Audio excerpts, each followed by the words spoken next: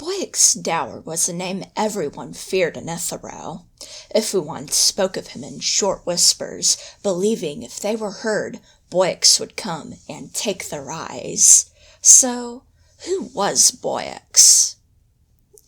Good evening, Ifuwans. I'm Lady Alexis, and welcome to Manor Sous-sol. I am an Ifuwan from the ancient town of Ithoro, of which I will tell you the story of my people.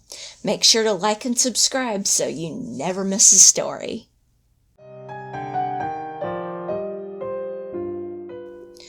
Tonight's tale is that of Boyix Dower, an ambitious necromancer who became so ruthless that even his fellow sorcerers in the Necro-Guild feared him. Enjoy. Of all the sorcerers in the Necro-Guild, Boyix Dower was the most feared. Veteran agents of the Necromancy Investigation Corps trembled under his gaze. As the son of the Necro-King Grannis Dower, Boyix and his sister Clea were considered Necro-Guild royalty. Boyix and Clea were both highly trained necromancers from an early age and were expected to one day take the throne. Boyix reveled in capturing Ifuwans of all ages for his experiments. His favorite targets, of course, were NIC agents. He found satisfaction in his revenge for the NIC's execution of his fellow necromancers. With each experiment and completed ritual, Boyix's power grew. He felt nothing could stop him from becoming Necro-King. Boyix's favorite method of control was his paralysis spell. By glaring into the eyes of his target, he could render them completely helpless. It worked extremely well.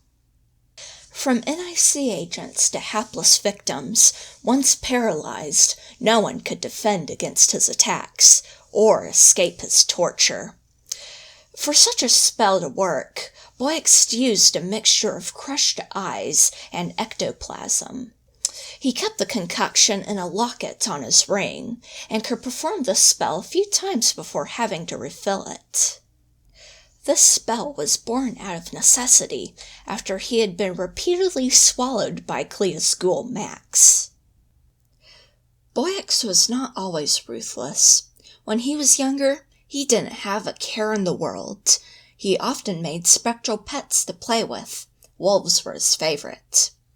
He loved playing games with the other Ifuwans, especially hide-and-seek. He became very familiar with the catacombs and other well-hidden places around Ithoro.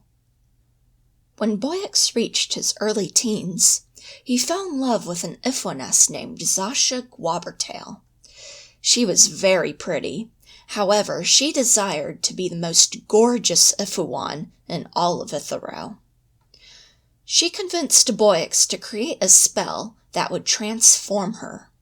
Wanting to make her happy, Boyix worked on a spell for months with very little rest.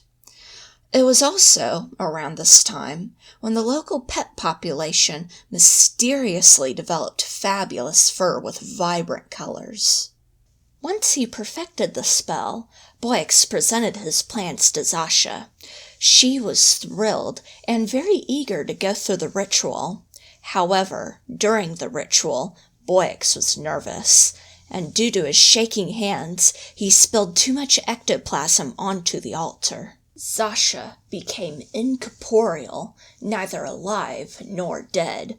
Trapped between the physical and spiritual realm, she was forced to go back and forth, unable to stay in either realm for too long. Both she and Boyix believed she had been killed, and Zasha sought revenge on Boyix by haunting him. She followed him nearly everywhere, taunting and shaming him, especially at night, depriving him of sleep. Boyix was unable to deal with the deep guilt and remorse, and Zasha's unforgiveness was pushing him further into madness. Anger and bitterness became his coping mechanism. His anger and ambition grew with the death of his mother, Phaedra Dower, at the hands of the NIC. Boyix became increasingly heartless, not hesitating to kill anyone in the way of his goals. Just like Clea, Boyix was loyal to his family and the Necro-Guild. However, Boyix often butted heads with Clea. Clea disapproved of Boyix's harsh methods and felt he was only grabbing the unwanted attention of the NIC. Boyix wanted to completely eliminate the NIC and become the Necro-King of Ithoro. Boyix greatly loved and respected his father and sister.